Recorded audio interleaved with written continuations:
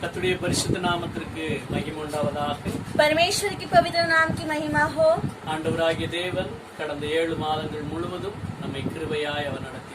परमेश्वर यहोवा पिछले 7 महीने हमें अनुग्रह से चला कर लाया। இந்த 8வது மாதத்தை ஆண்டவர் நமக்கான செய்திருக்கிறார். और इस 8वें महीने को देखने के लिए परमेश्वर ने मदद किया है। இந்த மாதம் முழுவதும் தேவனுடைய கிருபையும் அவருடைய வழிநடத்துதலும் அவருடைய ஆளுகை நம்மோடு இருக்கும்படியாய் ஜெபத்தோடு கூட கர்த்தருடைய வார்த்தையை நாம் தியானிப்போம். और इस महीने भर परमेश्वर का अनुग्रह, उसका राजकरण हमारे संग रहने के लिए हम प्रार्थना के संग परमेश्वर के वचनों पर ध्यान करेंगे। ஹalleluya, praise the Lord. நன்றி ஆண்டவரே, thank you Lord. உம்மை துதிக்கிறோம் ஆண்டவரே. உங்க ஆவியே அனுப்புங்க, என்னை உயிரடைய செய்யுங்க. உங்க ஆவியே அனுப்புங்க, என்னை உயிரடைய செய்யுங்க. உலர்ந்த எலும்புகள் இந்த நாளில் உயிரடைய வேண்டுமே. உலர்ந்த எலும்புகள் இந்த நாளில் உயிரடைய வேண்டுமே. உயிரடைய வேண்டுமே. உயிரடைய வேண்டுமே. உயிரடைய வேண்டுமே. உயிரடைய வேண்டுமே. உயிர்த்தெழுந்த வல்லமை வேண்டுமே.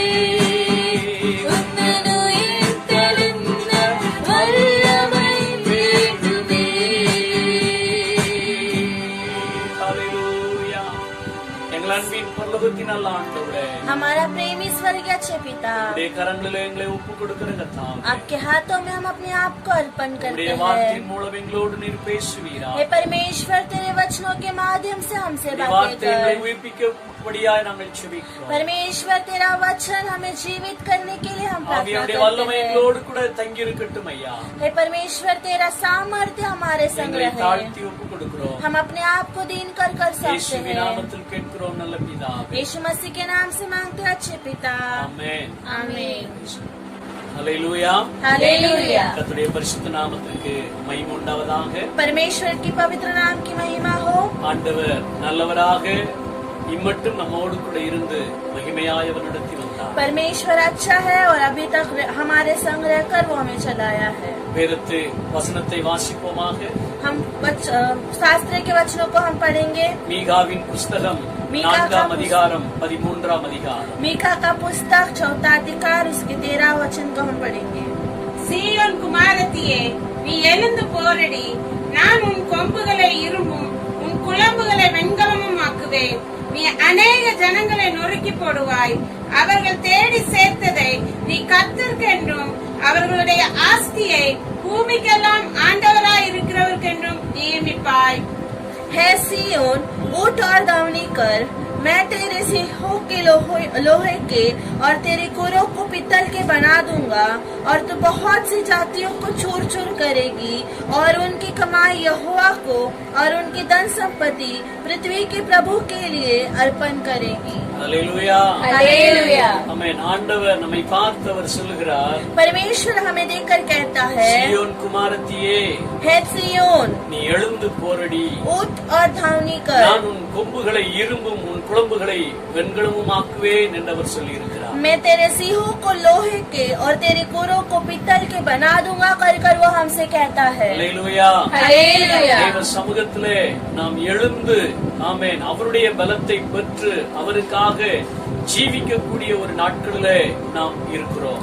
और ये दिन हम ऐसे दिनों में है जब हम परमेश्वर के बल को पाकर उसके लिए हम दिन गुजारे। மனுஷனுடைய வாழ்க்கையிலே பல நேரங்களிலே பலவிதமான பிரச்சனைகள், போராட்டங்கள், வேதனைகள், சோர்வுகள் கடந்து வருகிறதை பார்க்கிறோம். एक मनुष्य के जीवन में अनेक समय दुख, तकलीफ, निराशाएं, परेशानियां और थकावट, ये सारी चीजें आती है। உலகத்தில் வரக்கூடிய எல்லா சூழ்நிலைகளை பார்த்து அநேகர் சோர்ந்து போய் விடுகிறார்கள். और इस संसार की परिस्थितियों को देखकर अनेक लोग वो निराश हो जाते இனி இந்த हैं உலகத்திலே எதுவுமே செய்ய முடியாது என்கிற நிலைமைக்கு வந்து விடுகிறார்கள். और वो ऐसी परिस्थिति में आ जाते हैं कि मैं दुनिया में और कुछ कर ही नहीं पाऊंगा। ஆனால் ஆண்டவராகிய தேவன் நம்மை பார்த்து சொல்கிறார், लेकिन परमेश्वर हमें देखकर कहता है, நீ எழும்பு, तू उठ, நீ பலப்படு, तू और बलवंत நீ हो மறுபடியும் கர்த்தருக்காக எழும்பி நில். और तू फिर से परमेश्वर के लिए खड़ा हो जा। அல்லேலூயா.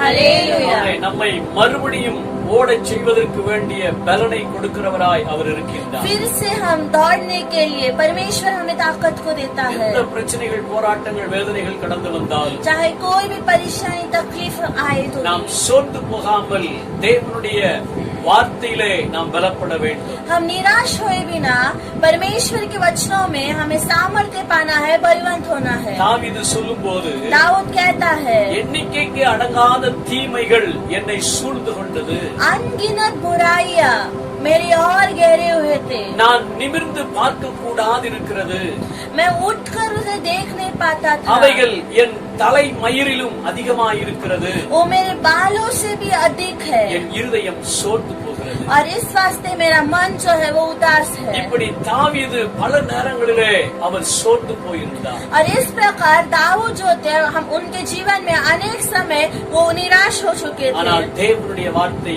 தாவீதை பலப்படுத்தியதை பார்க்கிறோம். लेकिन परमेश्वर के वचनों ने दाऊद को सामर्थ्य देकर हम देखते हैं। மரண இருளின் பள்ளத்தாக்கிலே நீ நடந்தாலும் பொல்லாப்புக்கு பயப்பட வேண்டாம், நான் உன்னோடு கூட இருப்பேன் என்று அவர் சொன்னார். उन्होंने कहा, चाहे मौत की तराई से मैं चलूं, लेकिन डरूंगा नहीं क्योंकि परमेश्वर संग है। ஆண்டவர் நம்மோடு கூட இருக்கிறபடினால் परमेश्वर हमारे संग है, அவர் நம்மை பலப்படுத்தி எல்லா சோர்வுகளையும் மாற்றி அவருக்கென்று எழும்பி ஓட அவர் நமக்கு செய்வார். इसलिए हमें ताकत देकर, सामर्थ देकर, सारी थकावट को, सारी निराशाओं को हटाकर फिर दौड़ने की सामर्थ्य को देता है। ஆகவேதான் தேவன் சொல்கிறார், நீ எழுந்து போரடி, और इसलिए परमेश्वर कहता है, तू उठ और धावनी कर, உன் வேலையை செய். तो अपने काम को पूरा कर। ஆமென். நீ எதை நினைத்திருக்கிறாயோ அதை செய்வதற்காக நீ எழுந்திரு. तू जो करने के लिए सोचा है वो पूरा करने के लिए तू उठ, நான் உன்னோடு கூட இருந்து அதை நான் வெற்றியாய் நடக்க பண்ணுவேன் और मैं என்று அவர் तेरे சொல்கிறார். संग रहकर उसे मैं जयवंत पूरा करूंगा कर परमेश्वर कहता है। இயேசு கிறிஸ்து தன்னுடைய சீஷர்களோடு கூட கெத்செமனே தோட்டத்திலே அவர் ஜெபிக்க போகும் பொழுதும் கூட यीशु मसीह अपने चेलों के संग गेत्सेमनी जो भाग है वहाँ पर जब वो प्रार्थना करने के लिए गए थे, அவர் சொன்னார், நீங்கள் சோர்ந்து போகாமல் ஜெபம் பண்ணுங்கள் என்று சொல்லிவிட்டு போனார்.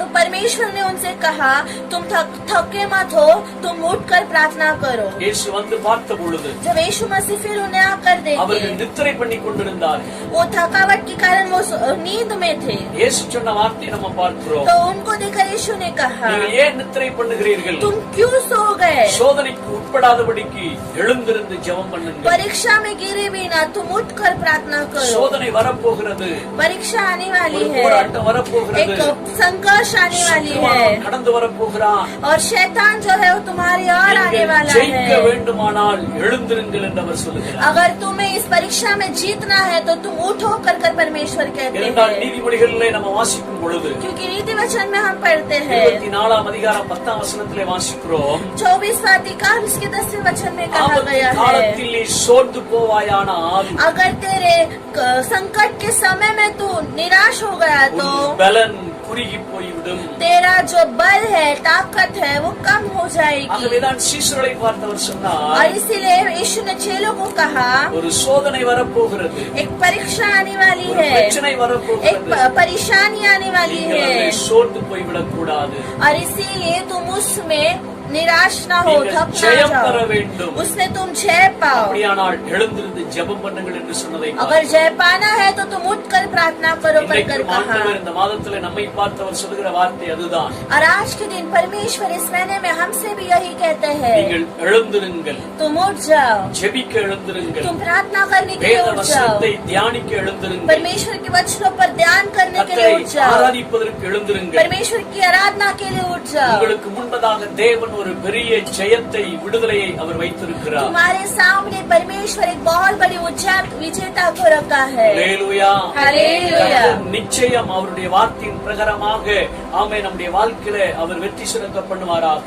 और निश्चय परमेश्वर वचनों के अनुसार हमारे जीवन में वो हमें जय देगा. அப்போஸ்தலர் 9ஆம் அதிகாரத்திலே வாசிக்கும் போது प्रेरितों की पुस्तक 9वें अधिकार में हम जब पढ़ते பேதுரு हैं, அநேகரை அவன் சந்தித்து வருகின்றான். पतरस अनेक लोगों से वो मिलता है. ஈத்தா என்கிற ஊருக்கு அவன் கடந்து போன போது वो जब ईथा नाम के गांव में गया, அங்கே பரிசுத்தவான்களிடத்திலே கடந்து போய் அவன் ஊழியம் செய்கின்றான். वहाँ के पवित्र लोगों के पास जाकर वो सेवा करता அந்த है. நேரத்திலே 8 வருஷமாய் திமிர்வாதத்திலே கிடந்த ஒரு மனுஷன் அங்கே இருந்தான்.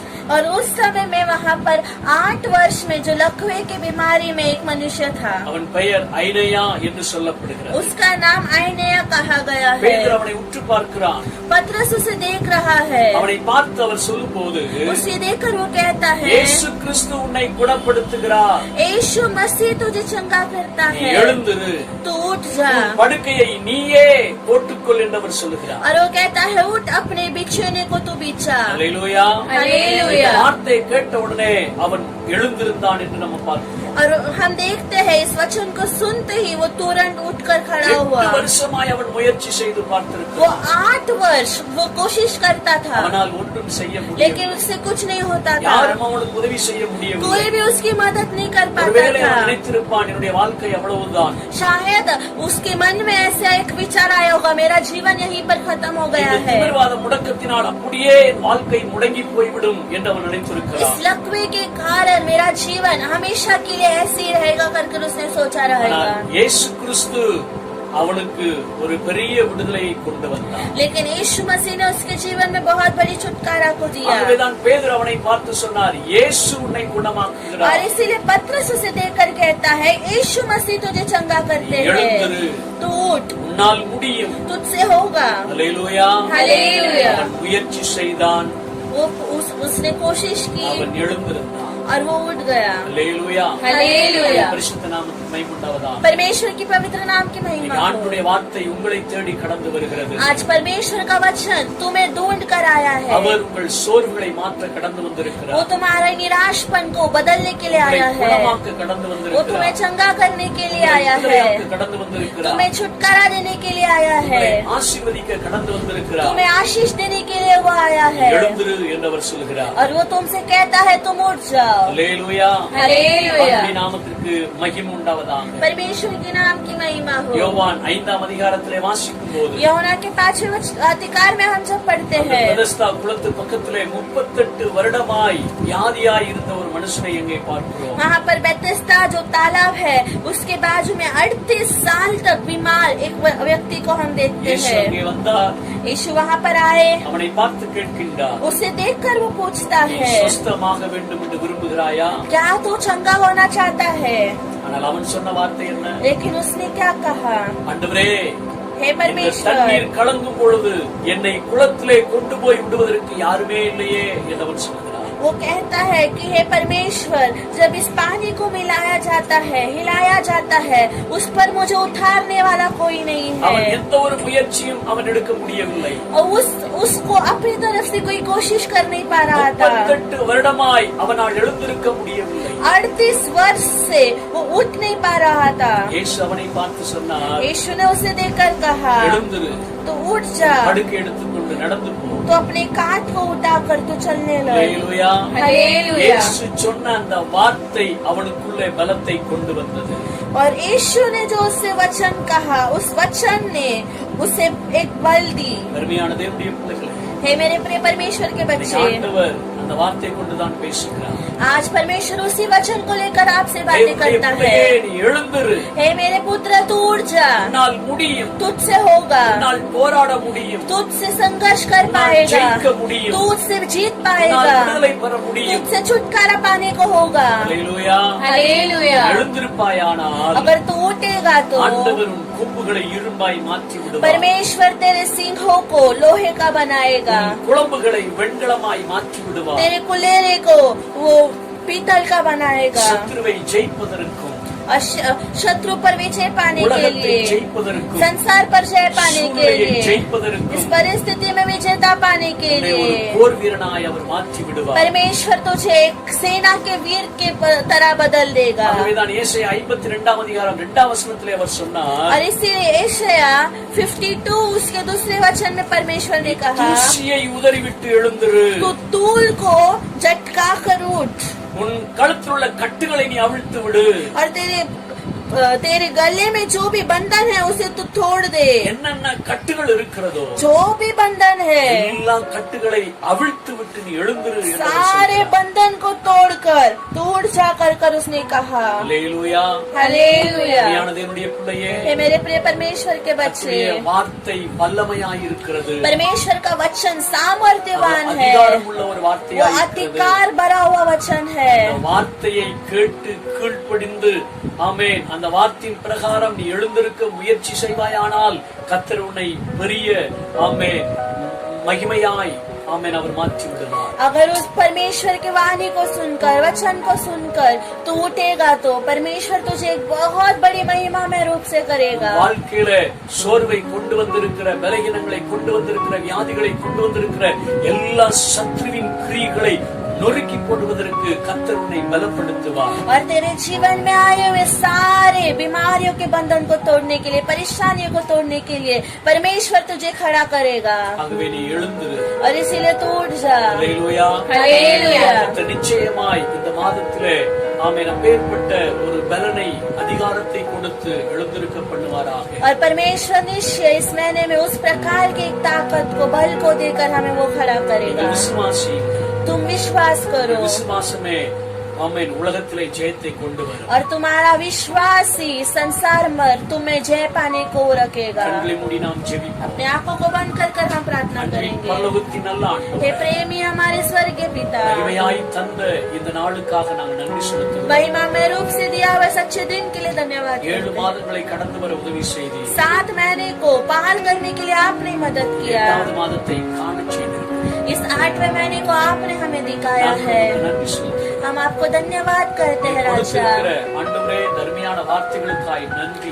आपने दिया हुआ इस अच्छे शब्दों के लिए हम धन्यवाद நீ करते எழுந்து हैं। போரடி என்று சொல்லி இருக்கிறீரே. हे परमेश्वर, आपने हमें कहा है उठ और धावनी कर। ஆண்டவரே, நாங்கள் எல்லாவற்றையும் ஆமென் ஸ்தோத்திரம் உத்தரிவிட்டு எழுந்திருக்க உம்முடைய அபிஷேகத்தை நாங்கள் பெற்றுக் கொள்கிறோம் ஆண்டவரே. हे परमेश्वर, सब कुछ को हम झाड़ कर, हम तो छोड़कर उठने के लिए परमेश्वर आपके अभिषेक को हम पाए हैं। இயேசு கிறிஸ்துவின் வல்லமையுள்ள நாமத்தினாலே यीशु मसीह के सामर्थ्यवान नाम से ஒவ்வொரு ஜனங்களுக்காக நாங்கள் ஜெபிக்கிறோம். हर एक लोगों के लिए हम प्रार्थना करते हैं। சோர்வுகளை மாற்றுவீராக. परमेश्वर, सारे थकावट को आप बदल दीजिए, सारे दुखों को आप बदल பலகீனங்களை दीजिए, மாற்றுவீராக. सारे कमजोरियों को आप बदल எந்த दीजिए। சூழ்நிலை அவர்களை நொறுக்கி போட்டு இருக்கிறதோ அதை விட்டு எழுந்திருக்க கர்த்தர் உதவி செய்யும். जिस परिस्थिति ने उन्हें तोड़ कर रखा है, उस परिस्थिति को छोड़कर वो उठने के लिए आप मदद कीजिए। நீ கொடுத்திருக்கிற வார்த்தையின் பிரகாரம் आपने दिया हुआ इन वचनों के अनुसार ஒவ்வொருவரையும் பலப்படுத்தி ஆளுகை செய்கிறபடியா நாங்கள் நன்றி हर செலுத்துகிறோம். एक को आप ताकत देकर, बल देकर आप राज कर रहे हो, इसलिए धन्यवाद करते கர்த்தர் நீ हैं। செய்ய போகிற பெரிய அதிசயங்களுக்காக நாங்கள் நன்றி செலுத்துகிறோம். परमेश्वर, हमारे लिए आप करने वाले बड़े बड़े चमत्कार के लिए हम धन्यवाद நீ करते வார்த்தை हैं। கொண்டு பலப்படுத்தி ஆசீர்வதிக்கிறபடியா நாங்கள் நன்றி आपके செலுத்துகிறோம். वचनों से परमेश्वर आप हमें ताकत देकर आप आशीषित कर रहे हो, इसलिए धन्यवाद करते கரங்களை हैं। எங்களை தாழ்த்தி ஒப்புக்கொடுக்கிறோம். आपके हाथों में अपने आप को हम नम्र करते இயேசுவின் हैं। நாமத்தில் கேட்கிறோம் நல்ல பிதாவே. यीशु मसीह के नाम से मांगते हैं, अच्छे पिता, ஆமென். आमीन। கர்த்தர் இந்த வார்த்தையின் பிரகாரம் நிச்சயமாய் உங்களை ஆசீர்வதித்து பலப்படுத்தி ஸ்திரப்படுத்தி அவர் நிலைநிறுத்துவார். परमेश्वर निश्चय इन वचनों के अनुसार तुम्हें आशीष देकर, तुम्हें धाड़स देकर, तुम्हें स्थिरता देकर तुम्हें वो दृढ़ करेगा। ஆமென். आमीन।